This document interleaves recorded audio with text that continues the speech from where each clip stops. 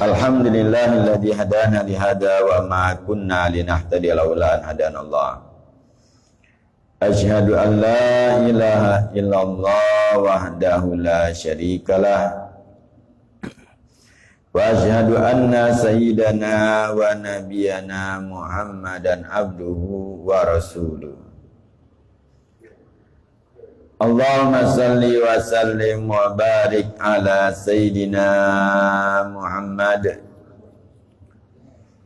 Miftah babir rahmatillah adada ma fi ilmillah salatan wa salaman daimaini bidawami mulkillah wa ala alihi wa sahbihi wa man walah wa la hawla wa la quwata illa billah amma ba'd. Faqad qala al-mu'allif ta'ala nafa'ana bihi wa bi ulumihi fid darain alan qala al-maqalatu at-tasi'ah asyarah uhiya ila ba'dil anbiya'i ati'ni fima amartuka wa la ta'sini fima nasahtuka ayu fima da'autuka ila ma fihi salah wa nahituka amal fihi al-fasad. Wal maqalatul 20 ila ikmalul aqli ittiba' ridwanullah ta'ala wa istinabi sukhtihi ay khilafin dzalika junun. Famasyarul aba wal ikhwan al hadirin rahimakumullah, terlebih dahulu kita bersyukur kepada Allah atas segala nikmat yang Allah Subhanahu wa taala berikan kepada kita, terutama nikmat iman, nikmat Islam dan juga nikmat taufik dari Allah Subhanahu wa taala. Mampu kita melaksanakan salat subuh berjamaah. Mampu kita berzikir dan berdoa, i'tikaf di masjid yang penuh dengan curahan rahmat dari Allah Subhanahu wa taala, dan juga kita menghadiri majelis taklim, keutamaan yang luar biasa yang Allah Subhanahu wa taala berikan untuk kita umatnya Nabi Muhammad sallallahu alaihi wasallam. Mudah-mudahan amal ibadah kita diterima oleh Allah, dipanjangkan umur kita dalam taat kepada Allah Subhanahu wa taala, diampuni segala dosa-dosa kita, dosa kedua orang tua kita, keluarga kita, dan Allah Subhanahu wa taala mudahkan segala urusan kita, baik dunia maupun akhirat. Dan mudah-mudahan kita semua diberikan Allah Subhanahu wa taala husnul khatimah fi khairin wa lutfin wa afiyah, amin ya rabbal alamin. Dan senantiasa kita bersalawat kepada junjungan kita, suri tauladan bagi kita, penunjuk jalannya kita, Nabi besar Sayyiduna Muhammad sallallahu alaihi wasallam beserta keluarga dan para sahabatnya. Hadirin yang dimuliakan Allah Subhanahu wa taala, melanjutkan dalam kitab Nasail Ibadah Imam Nawawi al-Bantani rahimahullah taala nafa'ana bih. Dia menyatakan al-maqalatut tasi'ah asyarah, nasihat atau maqalah yang ke-19 di dalam bab yang kedua ini. Uhiya ila ba'dil anbiya, diwahyukan kepada sebagian para nabi, nabi-nabi sebelum Nabi Muhammad sallallahu alaihi wasallam. Allah Subhanahu wa taala memberikan wahyu baik itu kepada nabi dan juga kepada rasul. Ada namakan rasul, itu adalah diberikan wahyu, yaitu diperintahkan untuk menyampaikan. Kalau nabi diberikan wahyu, tidak diperintahkan untuk menyampaikan. Jumlah daripada nabi dan rasul, sebagian ulama nyatakan tidak tahu hitungannya secara pasti, karena benda yang Allah jelaskan dalam Al-Quran atau dalam hadis ada juga yang tidak dijelaskan. Sebagian ulama menyatakan jumlah rasul itu adalah 313 sebagaimana jumlah ahli Badar. Ada yang menyatakan jumlah nabi adalah 124.000 nabi. Dan yang wajib kita ketahui adalah 25 nabi dan rasul. Jadi banyak para nabi ini. Maka Nabi sallallahu alaihi wasallam menyatakan kalau kita setelah Nabi sallallahu alaihi wasallam itu tutup. Tidak ada lagi nabi, akhir nabi, Nabi Muhammad sallallahu alaihi wasallam. Tapi diberikan untuk umat Nabi sallallahu alaihi wasallam ulama. Jadi kalau zaman dahulu ada Nabi Musa alaihissalam, di bawahnya nabi-nabi terus berpegang dalam kitab Taurat. Dari generasi-generasi itu ada nabinya. Sampai kepada Nabi Isa alaihissalam. Setelah Nabi Isa alaihissalam, Nabi Muhammad sallallahu alaihi wasallam, setelahnya tidak ada. Dalam sabda Nabi sallallahu alaihi wasallam nyata la nabiyya ba'di, tidak ada nabi setelah aku. Tidak ada yang dinobatkan, diangkat orang itu menjadi nabi setelah Nabi Muhammad sallallahu alaihi wasallam. Kalau berkenaan dengan Nabi Allah Isa alaihissalam turun di akhir zaman, itu Nabi Isa memang sudah jadi nabi. Dan di sini juga membuktikan bahwa nabi-nabi terdahulu ketika diangkat menjadi nabi, diangkat menjadi rasul, harus membuat janjian kalau menemui zamannya Nabi Muhammad sallallahu alaihi wasallam wajib beriman dan mengikuti syariat Nabi Muhammad sallallahu alaihi wasallam. Maka Nabi Allah Isa alaihi salam ketika turun lagi di bumi ini mengikuti syariat Nabi sallallahu alaihi wasallam. Salatnya, ibadahnya, seluruhnya. Nah, diberikan Allah Subhanahu wa taala itu perjanjian. Jadi tidak ada setelah Nabi Muhammad sallallahu alaihi wasallam ada nabi. Kalau ada nabi, itulah namakan nabi palsu. Banyak yang mengaku-ngaku nabi setelah Nabi Muhammad sallallahu alaihi wasallam, baik itu zaman Nabi Muhammad maupun setelah wafat Nabi Muhammad sallallahu alaihi wasallam. Itu zaman Nabi Muhammad, itu di antara Musalamah al-Kadzab yang mengaku jadi nabi. Akhirnya diperangi di zaman Sayyidina Abu Bakar Siddiq, perangi Musalamah ini. Jadi orang ngaku nabi ya dibunuh. Jadi diperangi, terbunuh dalam keadaan dia tidak tobat. Masih ngaku asalnya diinjuk waktu zaman Nabi untuk tobat, didakwai kembali lagi. Tapi masih dia mengaku nabi. Akhirnya banyak pengikutnya. Akhirnya diperangi di zaman Sayyidina Abu Bakar Siddiq. Jadi tidak ada nabi setelah Nabi Muhammad sallallahu alaihi wasallam. Nah, di sini jelaskan bahwa Allah Subhanahu mewahyukan kepada nabi-nabi terlalu banyak. Nah, di sini di antara faedah ini disampaikan. Tidak lain seluruhnya itu adalah hal-hal berkenaan dengan ilmu pengetahuan atau juga sejarah yang dahulu sampai akhir zaman itu disampaikan Nabi sallallahu alaihi wasallam. Seluruhnya itu ada dalam Al-Qur'an. Maka yang memahami Al-Qur'an itu secara detail Nabi Muhammad sallallahu alaihi wasallam. Maka Nabi menyampaikan cerita dari Nabi Adam, cerita sebelum diciptakan Nabi Adam, itu adalah pengetahuan sejarah atau tulis ya, di dalam Al-Qur'an menceritakan. Nah, Nabi menceritakan secara detail tentang bagaimana kandungan Al-Quran. Jadi Al-Quran itu menceritakan yang terdahulu, menceritakan di zaman sekarang, menceritakan yang akan datang. Lengkap Al-Quran dan seluruh keilmuannya. Seluruh ilmu yang ada di bumi ini, yang sekarang ini, sumbernya itu Al-Quran.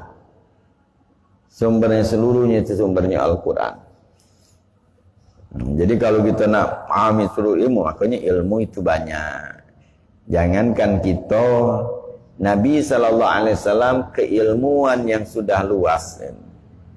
Berbagai macam pengetahuan diberikan Allah Subhanahu Wa Taala, baik dunia sampai akhirat. Pengetahuan Nabi tentang surga, tentang neraka, itu kan diunjuk Allah Subhanahu Wa Taala terus ilmu. Dengan itu Allah juga perintahkan Nabi sallallahu alaihi wasallam untuk tambah ilmu. Wa qul rabbi zidni ilma. Allah perintahkan, qul ucapkan, Dan ucapkanlah, apa dia diucapkan, pintakan Allah, Rabbi zidni ilma, ya Allah tambahkan aku ilmu. Nabi SAW dengan keilmuan yang luas diperintahkan Allah masih untuk nambah ilmu. Maka ilmu ini luas, luar biasa. Maka jangan merasa kita sudah banyak ilmu. Maka semakin orang itu banyak ilmu, semakin merasa kurang. Dan Allah mewahyukan kepada sebagian Nabi. Apa kata Allah Subhanahu wa taala? Ati'ni fima amartuka. Taati aku, kata Allah Subhanahu wa taala, dalam apa-apa yang aku perintahkan kepadamu. Wala ta'sini. Jangan kau maksiati aku fima nasahtuka, di dalam apa-apa yang telah aku nasihatkan kepadamu. Nah, ini kandungannya adalah ya takwa seluruhnya. Maka Allah perintahkan itu para nabi, rasul, orang mukmin itu untuk bertakwa kepada Allah, imtithalul awamir, melaksanakan perintah, wastinabun nawahi, menjauhi yang dilarang. Itu adalah makna daripada makna takwa. Jadi kata Imam Nawawi nyatakan ayat fi ma da'autuka ila ma fi shalah, yaitu apa yang aku ajak di dalamnya ada kebaikan. Jadi ketika perintah Allah itu sudah pasti di situ ada kebaikan untuk kita dunia dan akhirat. Baik kita paham atau tidak tentang perintah Allah Subhanahu wa taala, baik itu masuk akal atau tidak, sesuai dengan akal gitu atau tidak, yang kita merasa jelas sebenarnya sesuai dengan akal gitu. Tapi perintah Allah ini ada yang tidak bisa nak diakali, untuk apa ini, apa dia faedahnya, itu akal. Nah makanya perintah Allah itu ada dinamakan ta'abudan, itu kita melaksanakan sebagai ibadah. Ibadah yang harus kita turuti. Apa dia ni faedahnya? Ini perintah Allah. Telok ibadah. Karena dah bisa jangkauan kita, maka ulama nyatakan bahawa ketika perintah Allah itu tidak bisa masuk ke akal kita yang terbatas ini, maka itu namanya perintah Allah sebagai kita melaksanakan sebagai ibadah. Makanya perintah Allah sebagai ta'abudan itu murni, di antaranya adalah ibadah haji. Kalau misalnya nanya, ngapo ngelempar jumroh itu? Ngapo mabit jumroh? Ini perintah Allah itu, laksanakan. Kita dah tahu faedah ini, maka ulama banyak ibadah haji model itu menurut perintah. Melepas pakaian kita yang berjahit, pakaiannya, kemudian melaksanakan ada namanya wukuf, berjumrah, itu adalah kita mengikuti perintah Allah Subhanahu wa taala. Ada perintah Allah Subhanahu wa taala itu adalah masuk ke akal. Gitu ada faedahnya. Zakat ada faedahnya. Zakat itu juga adalah ya ibadah di dalamnya, dan itu ada memang faedah. Kenapa zakat? Biar merata dari wong kaya menunjuk orang miskin, itu faedah mengangkat untuk orang miskin. Wah ini perlu, wah ini ada lebih menunjuk yang perlu. Ada di antara juga misal ibadahnya, oh kenapa puasa? Ibadah perintah Allah. Oh faedahnya puasa ternyata untuk kesehatan, menghilangkan racun-racun yang ada di badan. Oh berarti ibadah ada juga masuk akal ini. Diperintahkan untuk puasa, solat. Oh gerakan solat itu ternyata untuk peredaran darah dan lain sebagainya. Nah itu ada namanya ibadah itu. Waduh, masuk akal. Ibadah model ini. Ada menjadi ibadah itu ada yang namanya adalah sebagai kita mengabdi kepada Allah ketika perintah Allah. Tapi harus kita sadari seluruh yang diperintahkan Allah itu adalah faedahnya, manfaatnya untuk kita dunia dan akhirat. Yang tadi kita anggap oh ini ibadah tapi ada di baliknya. Akal kita belum menjangkau itu. Kenapa harus ini? Kenapa bahkan sunnah-sunnah Nabi SAW? Kenapa harus minum duduk? Kenapa harus makan duduk, maki tangan. Dahulu zaman sahabat Nabi sallallahu alaihi wasallam, jangkauan akalnya belum, tapi mereka mengikuti, meyakini ada faedahnya. Setiap diperintahkan ada faedah, mereka laksanakan apapun yang diperintahkan Nabi. Zaman kita ini baru masuk akal. Oh, ini ternyata faedahnya itu. Kenapa Nabi perintahkan kita minum duduk? Ternyata di dalam badan kita ni ada seperti filter penyaring. Jadi kalau kita minum duduk itu, banyu yang kita minum masuk ke saringan. Di badan kita ni ada terbuka saringan itu pada saat kita duduk. Ada filternya jenis. Jadi banyu itu masuk dalam saringan untuk bersih. Kalau kita tegak, ini tertutup. Tidak masuk ketika orang itu minum. Tidak masuk. Oh, ternyata ini sunnah Nabi SAW faedahnya. Baju zam-zam mana? Nah, ini faedah baju zam-zam. Baju zam-zam boleh duduk, boleh tegak. Kenapa? Karena baju zam-zam tidak mengandung hal yang mudarat. Faedah baju zam-zam luar biasa. Obat tergantung niatnya Nabi SAW. Maka minum baju zam-zam boleh duduk, boleh tegak. Nah, tinggal bagaimana Abduliyahnya, Abduliyahnya tegak atau duduk. Ada yang menyatakan kalau kita minum dikit, duduk. Kalau kita nak minum banyak, ya, yang tegak. Itu untuk banyu zam-zam. Ada punya keistimewaan banyu zam-zam. Nah, makanya kita harus yakin setiap perintah itu baik untuk kita. Jadi sini Imam Nawawi dikatakan setiap aku yang perintahkan, maknanya kata Allah Subhanahu wa taala bahwa ati'ni fi ma amartuka, itu maknanya fima da'autuka ila ma fihi shalah. Yaitu Allah perintahkan adalah setiap ada kebaikan di situ perintahkan Allah. Jadi apapun perintah Allah kebaikan. Nah, ada yang perintah Allah itu jadi kebaikannya apa?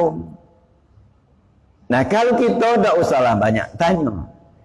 Jangankan kita, para nabi dan rasul yang mereka mempunyai akal, pandangan, wawasan yang lebih dari kita, tapi kalau sudah perintah Allah, mereka lakukan. Tidak banyak tanya.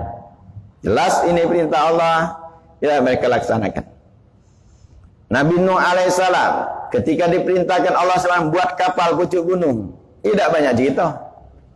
Buat pucuk gunung. Makanya orang-orang pada saat itu tidak berakal. Dianggap itu tidak berakal. Muat kapal pucuk gunung. Kita di zaman kita baru kita tahu kejadiannya, baru wajar, masuk akal gitu. Kenapa masuk akal? Allah perintahkan karena bakalan terjadi badai besar.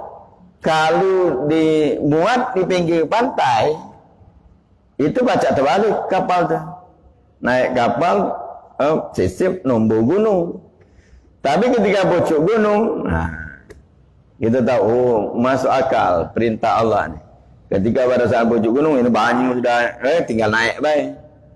Tidak misalnya kapal tadi nombor apa-apa dah pucuk sudah. Tenggelam galah. Baru tahu. No good.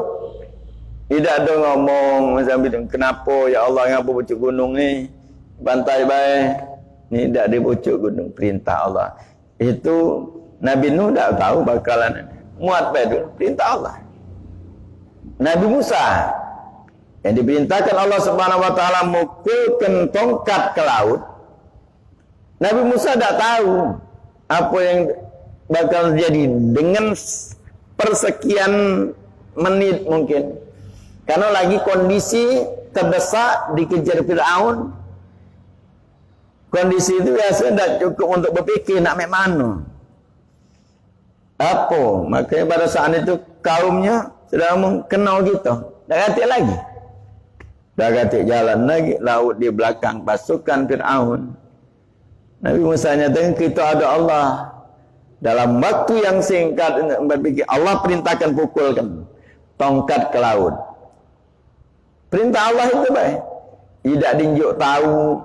Kalau pukul ke ini, kaget ada jalan, laut pecah, Tidak, perintahnya cuma pukulkan tongkat ke laut. Nurut. Ketika nurut, baru tahu. Ini faedahnya. Laut pecah. Seperti orang mukul kacau. Pecah.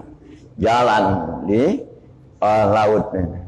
Maka masuk ke dalam laut. Lagi dulu masuk laut. Inilah jalannya. Tak tahu kaget modal mana? Masuk dulu. Jalan. Nah dari situ ternyata untuk menyelamatkan dan menenggelamkan Fir'aun dengan pasukannya.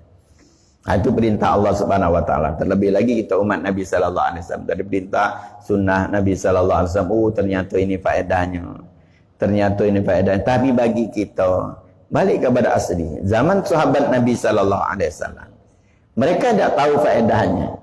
Kenapa perintahnya ini? Kenapa sunnah Nabi? Tapi mereka laksanakan. Tapi kita ini sudah tahu faedahnya, masih tidak melaksanakan. Sahabat Nabi minum, duduk. Sunnah Nabi. Makai tangan. Baru sekarang kita tahu ternyata makanya ada kebaikan di dalamnya.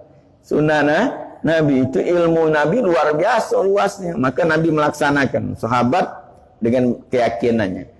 Nabi pasti benar ada faedahnya. Maka mereka nurut apa yang Nabi tidak tahu mereka. Apa dia faedahnya untuk ini apa dia. Tapi mereka laksanakan. Makan tangan, makan, dijilat Nabi sallallahu alaihi wasallam.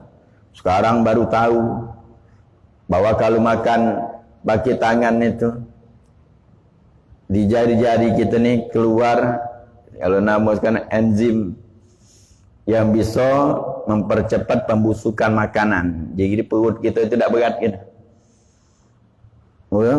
Kalau kita nyekel makannya, kalau kita nyekel makanan galak busuk, basi gitu. Karena ada di tangan kita nih. Jangan jika pakai tangan. Nabi cara makan. Ternyata itu faedahnya. Sahabat tak tahu ini. Sahabat kalau dijelaskan Nabi juga bingung. Makan pakai tangan kan. Nabi akar gua enzim apa dia? Enzim. Nah, banyak tanya aja. Laju Nabi SAW tidak itu. Zaman itu Nabi SAW langsung melakukan dan sahabat keyakinannya luar biasa. Melok ya apa yang dilakukan Nabi. Ternyata kita sekarang meneliti ada penelitian-penelitian tentang masalah syariat ini. Kenapa minum harus duduk? Kenapa makan bagi tangan? Kenapa ini? Akhirnya diteliti kenapa puasa, kenapa solat. Ternyata faedahnya ini, faedahnya ini. Sudah tahu tapi kita masih tidak melok. Itu keunggulan sahabat, itu keimanan yang luar biasa, keyakinan. Mereka melok ini penting. Mereka beramal. Kalau gitu sekarang banyak tanya, beramal tidak? Untuk apa? Nah, untuk ngapa itu? Itu banyak kita. Kalau kita ini bertanya itu tentang betul tak itu perintah Allah? Betul tak itu sunnah Nabi? Itu yang mestinya kita tanya ke zaman. Untuk apa itu? Ya kan? Kalau sudah perintah Allah jelas itu perintah Allah, perintah Nabi, baik wajib maupun sunnah, pasti ada kebaikan di dalamnya. Itu maknanya. Pasti ada kebaikan di dalam perintah Allah Subhanahu wa taala, baik itu yang wajib maupun yang sunnah. Jadi pasti ada kebaikan. Tak usahlah kita nak mikir apa dia ini. Ya, tapi itulah manusia. Manusia ini dasarnya kadang-kadang nak tahu dulu. Ada yang nak tahu dulu. Ada yang di zaman sahabat tak perlu. Yakin pasti ada faedah. Ini yang terbaik. Karena apa yang dilakukan Nabi itulah yang terbaik. Nah, kalau ketika iman itu mulai berkurang, itulah nak tahu. Maka Nabi SAW dalam hadis-hadis memberikan motivasi. Motivasi ada embel-embel janjinya. Salat 2 rakaat sunnah fajar lebih baik daripada dunia dan seisinya. Sahabat mungkin tak perlu diomongkan itu. Lebih baik dunia. Ketika Nabi melakukan, dia langsung melakukan mereka. Ini motivasi ini untuk kita. Nah, mulai apa iman yang rendah ini, keyakinan bahwa lebih baik daripada dunia dan seisinya ini hebat. Oh, melakukan ada motivasi, ada ancaman. Kalau tidak melakukan ini bakalan ini. Nah, itu ancaman, takut melakukannya. Kalau sahabat Nabi tidak itu. Nah, kita tapi ada yang lebih lagi rendah, sudah diunjuk motivasi, masih tak galak. Tidak melakukan. Kadang itu baik. Pahala baik. Kadang-kadang nanya itu apa dia dapat pahala? Cuman pahala baik. Cuman pahala baik. Kalau dulu tu paling indah berita di Yaman pahala, besar pahala, boleh pahala. Pahala tu dicari. Nyari besar tak pahalanya? Masih ada namanya itu. Ini hari dia mau pahala, cuma pahala baik. Nah, ini sudah mulai rendah ni cuman pahala bahasanya. Nauzubillah min dzalik. Ada hal kalau sudah namanya itu perintah kebaikannya itu luar biasa. Kalau yang ada pahala itu pasti nilai untuk zohirnya lebih, dunianya ada di dalam itu. Makanya Nabi SAW menyatakan orang-orang yang nyari dunia ini, itulah adalah bagian daripada orang munafik. Orang munafik ini main dalam itu dia faedahnya urusan dunianya. Orang di zaman Nabi SAW itu mereka masuk Islam supaya mereka ini tidak bayar pajak. Tidak bayar pajak. Dilindungi. Kemudian apa? Tidak bayar. Dia masuk Islam. Karena itu melindungi harta mereka. Sebab kalau tidak mereka masuk Islam, mereka tidak beriman. Orang munafik zaman ini tidak beriman mereka. Masuk Islamnya supaya apa? Tidak bayar pajak. Jizyah. Dan non-muslim di zaman Nabi SAW itu bayar jizyah, bayar nama pajak, istilah mungkin gitu sekarang, itu bayar untuk dapat perlindungan, dapat apa tidak diganggu, itu terjaga. Ketika bayar itu. Kalau masuk Islam, tidak, bebas. Tidak bayar lagi. Dapat seluruhnya. Zaman Islam dulu sudah masuk ranahnya. Mereka nak itu. Kita masuk Islam, dia selamat ini kan. Selamat dari ganggu, masuk. Ternyata ketika masuk Islam, ada banyak perintah-perintah lain. Tidak sholat, dipenggal. Akhirnya mereka sholat, terpaksa. Berat. Makanya Nabi SAW menyatakan, asqalus sholat alal munafikin. Sholatul fajr wa sholatul isya. Lau ya'lamu ma fihima, la'atau ma walahabwan. Nabi SAW menyatakan, Akamagala Nabi SAW paling berat atas orang munafik itu sholat subuh dan sholat isya. Kalau mereka tahu apa yang terkandung di dalamnya, berarti terkandung dalamnya untuk orang munafik urusan dunia. Kalau mereka tahu apa yang di dalamnya, maka mereka akan datangi sholat subuh dan sholat isya walaupun dengan merangkak. Walaupun mengangkat dari rumah berkesot, walaupun mengangkat dari rumah untuk datang sholat subuh atau sholat isya berjamaah. Berarti sholat isya berjamaah itu faedahnya luar biasa untuk juga urusan dunia. Sebab orang mukmin tidak kepengen itu. Orang mukmin pengen pahala tadi, pahala besar pahalanya. Orang sholat subuh berjamaah seperti menghidupkan semalam penuh. Oh, ini besar pahala. Itu orang mukmin, itu motivasinya. Tapi kalau orang munafik, Nabi nyatakan mereka datang dan mereka pasti ada motivasi dunianya di dalamnya itu. Kalau mereka tahu kata Nabi, itu berarti kan ada di dalamnya. Kalau orang mukmin, sahabat Nabi SAW tidak perlu diberikan tidak ada akhiratnya. Maka kalau dulu paling tidak ada pahalanya, ada pahalanya. Maka Nabi memberikan motivasi pahala hadir majlis taklim lebih baik daripada solat 1000 rakaat, lebih baik daripada menghantar 1000 jenazah, lebih baik daripada membesuk 1000 orang sakit. Oh, luar biasa pahalanya. Ada majlis taklim. Berarti lebih daripada itu.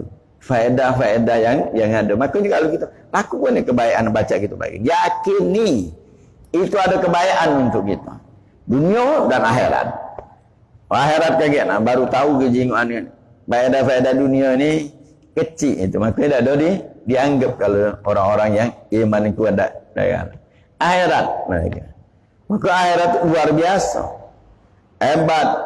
Baru ditunjukkan, kapan ditunjukkan adalah menjelang meninggal. Nah, menjelang meninggal itu banyak ditunjukkan adalah pahala sedekah.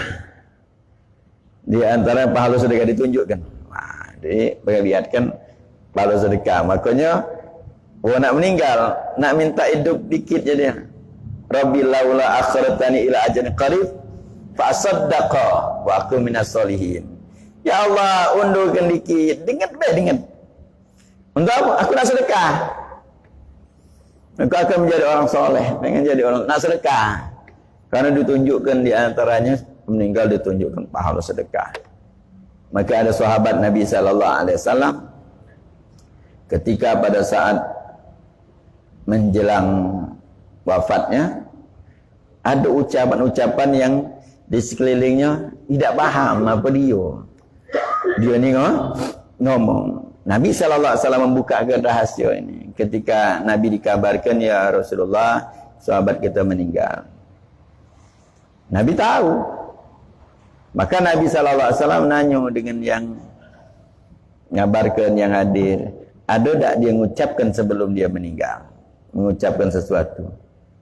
Ada ya Rasulullah. Tapi kami tak paham. Apa yang maksud dia pada saat meninggal. Habis itu dia mengucapkan beberapa kalimat kami tak faham, habis itu meninggal. Nah, Nabi nak tunjuk tahu rahasianya itu. Apa dia kata Nabi? Dia mengucapkan cobalah yang banyak, cobalah yang baru, cobalah yang sempurna. Habis itu meninggal. Maka kata Nabi SAW, ini sahabat kita. Sebelum dia meninggal, dia bersedekah. Jadi ada orang minta-minta datang ke rumahnya, minta duit. Dia ada duit dikit, tunjuknya lah dikit. Nah, duit ni sedekahnya sedikit ni dibukakan oleh Allah Subhanahu Wa Taala. Pahalanya ini nah balasannya. Makanya balasannya dia ngomong, cobalah yang banyak, yang dikit lagi ni. Cobalah pada saat itu aku ada banyak sedekah. Yang sedikit lagi luar biasa balasannya. Juga kata Nabi SAW, sebelum dia meninggal, ada orang minta-minta, rumahnya minta pakaian. Dah kata pakaian baru, pakaian bekas ada. Ini nak galak dah pakaian ini. Oh, orang tak ada senang. Dan pakaian bekas. Tunjuk ke. Dia bukakan pahalanya. Makanya dia ngomong cobalah yang baru kalau ada. Baru coba yang baru, yang buruk lagi, ini pahalanya. Baju bekas lagi, pahalanya luar biasa ditunjukkan Allah. Jika kata Nabi sebelumnya ada orang minta-minta juga, minta makan. Di rumahnya tak kata apa-apa kecuali roti yang keras. Inilah ada makan, jadilah tu dah ada lapar. Tunjuk makan. Roti keras, bahasa kita roti koing. Tunjuk roti koing. Senang tadi orang tadi makan, ditunjukkan. Setelah tunjukkan maka dia cobalah yang sempurna. Coba pada saat itu aku ada makanan yang sempurna. Tunjukkannya pasti akan lebih. Maka dia yang menyatakan cobalah yang banyak, cobalah yang baru, cobalah yang sempurna. Akhirnya meninggal. Ditunjukkan daripada pahala. Makanya akhirat luar biasa. Jadi apapun perintah Allah, di situ ada dalam kebaikan. Wa nahaituka amal fihil fasad, dan Allah larang sesuatu larangan, di situ ada pasti kejelekannya, kerusakannya, larangan-larangannya. Jadi apa yang larang? Allah larang makan babi, haram. Kalau di zaman sahabat, zaman orang haram, tak ada galak makan. Makan. Sekarang baru terbukti ternyata ada bakteri atau virus di dalamnya itu. Ini cacing itu. Kalau dimasak memang tetap hidup dia, merusak jaringan kita. Itu zahirnya penyakit yang ada di dalamnya. Batinnya sifat babi bisa menular. kepada yang makannya. Mulai apa sifat babi di antaranya? Adamul ghirah, tidak ada kecemburuan. Satu-satunya hewan tidak ada cemburu. Jadi teliti wong sifat babi ini, babi lanang kalau ada dengan babi betina, nah dia galak dengan babi betina. Ada babi lanang lain, ajaknya kongsi, payu sama-sama, katik cemburu. Hewan lain ada. Maka kita boleh makan ayam. Ayam cemburu, luar biasa. Ayam jago. Kalau dia lagi ngepek ayam betina, ada ayam jago. Bebalah tahan. Ada cemburu. Ininya. Hewan-hewan yang lain model itu. Bergocok. Ini dia makai betina. Ada kecemburuan. Makanya kalau orang yang punya makan itu hilang kecemburuan. Nah sekarang ini model itu. Kita ini sadar tak sadar yang urusan ini musuh-musuh Islam tahu, maka dimasukkan macam-macam di makanan, di obat. Untuk apa? Di antara mereka melakukan itu, kita tidak tahu, tidak berdosa, tapi sifat ini ada. Juga sekarang bagaimana? Kecemburuan wong hilang dengan bini. Bininya ngobrol dengan wong lain biasa baik. Kadang-kadang sampai dalu ini aduh api menek. Oh di TikTok ngobrol kami-kami di situ ada lana. Hilang kecemburuan dengan bini, dengan anak betina. Hati-hati gitu. Ini bisa namanya dayus. Dak kate kecemburuan ini besar dosa. Biarlah ada apa-apa, cuman ngobrol baik, berkelakar baik. Hanya cuman berkelakar. Oh berkelakar baik. Dari kelakar inilah urusan zina itu adalah Allah larang wala taqrabu zina, jangan dekati. Itu sudah mendekati, tak kate. Rasa apa? Itu cemburu. Sebab apa? Itu sebabnya di antara ada pengaruh. Yang sudah sekian lama, kadang-kadang kan sekian lama baru tahu oh itu mengandung lemak babi. Baru tahu berapa banyak sudah dimakan. Maka kita banyak-banyak istighfar. Makanan ini perlu. Larangan Allah Subhanahu wa taala itu ada. Kan kita pengaruh. Kan ini ada ngomong bahwa ini lemak segala macam. Ini bukan urusan lemak, ini larangan Allah. Pasti ada mudaratnya di dalamnya. Dan di antaranya itu. Mungkin kalau mudarat itu zahir baik, itu tidak berapa. Zahir ini habis gitu. Penyakit itu meninggal kita sudah selesai penyakit. Puncaknya sakit badan kita ada meninggal. Tapi kalau batin kita itu tidak cukup dengan meninggal. Seperti tadi gara-gara makan babi hilang ghirah hingga akhirnya dengan anak bini bebas baik itu. Biasa baik wong kelakai. Dak gatik rasa cemburu dalam diri. Itu bahaya, akan dituntut di hari kiamat. Dosa ini, suatu dosa itu tidak selesai dengan kematian. Penyakit batin ini tidak selesai dengan kematian, ada tuntutan. Anak bini jagatik jemuran ngantai ke. Bahkan ada orang saking hilangnya kecemburuan, anaknya betina dijemput oleh lanang yang belum ada hubungan pernikahan. Dan kalau juga nak nikahkan dulu secara sembunyi-sembunyi dulu, ada namanya nikah gantung. Biar ada mahram dulu. Tidak ada hubungan pernikahan, dijemput. Dinjuk ke anaknya. Lajulah awak. Ngomong pula. Hamba ni tadi, jaga ke anak kami. Ini bahasa kita Belembang ini yang model ini. Netip iwak dan kucing. Netip iwak dengan kucing. Jaga ke anak kami. Jaga ke apa dia? Balik kencem. Kenapa sebabnya ini? Hilang kecemburuan hilang. Tak mikir dengan ini. Itu tadi banyak yang di media sosial kelakar, biasa baik. Lakinya biasa baik, hilang kecemburuan. Itu bahaya. Naudzubillah min zalik. Makanya kita mungkin makanan-makanan kita yang ada mungkin sudah masuk. Maka banyak-banyak istighfar, taubat, minta ampun pada Allah. Ada kesempatan makan halal. Halal itu obat bagi kita. Tidak-tidaknya kita perhatiannya makanan apa dia ini, komposisinya. Itu adalah ibadah bagi kita ketika kita makan ini. Nama label lanjut ini ada label halalnya. Apa dia ininya bahan-bahannya. Jangan kita nyok ladasnya baik. Kita jengok itu kalau nyok, oh ini mak babi ini. Jangan. Jauhi. Bukan hanya itu tadi, kalau zohir baik gitu, aku tidak takut. Gitu kadang-kadang itu segala badan kita biarlah nak sakit-sakit apa, dan ngeluwe gini. Tapi ingat yang batin ini yang dosa ini bahaya. Lebih bahaya bagi ada pengaruhnya.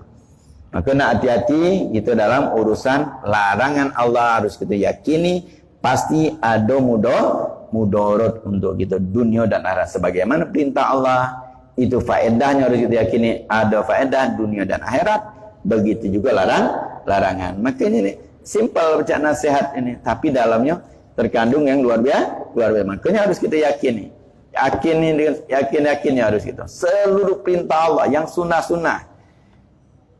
itu ada faedahnya untuk kita.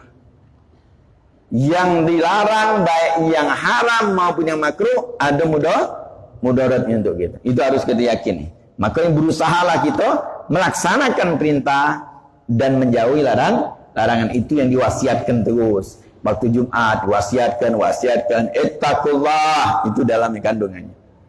Maka pada saat itu kita misalnya mendengar khutbah ittaqullah, bertakwalah kepada Allah, minta pada saat itu kekuatan dari Allah Subhanahu wa taala gitu. Ya Allah, mudah-mudahan sanggup berikan kekuatan kepada kami untuk melaksanakan perintah dan menjauhi larangan itu pada saat itu. Jangan lewat baik.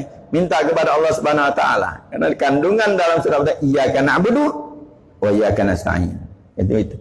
Oh, minta tolong dari Allah Subhanahu wa taala. Terutama kita di zaman sekarang banyak-banyak kita minta tolong kepada Allah Subhanahu wa taala, berdoa mudah-mudahan Allah berikan taufik, kekuatan untuk kita melaksanakan segala perintah Allah, menjauhi segala larangan Allah Subhanahu wa taala, hingga Allah Subhanahu wa taala selamatkan kita, anak kita, keluarga kita, anak keturunan kita dari segala fitnah di akhir zaman, dan Allah berikan kepada kita semua husnul khatimah fi khairin wa lutfin wa afiyah, amin ya rabbal alamin. Bismillahirrahmanirrahim. Alhamdulillahirabbil alamin.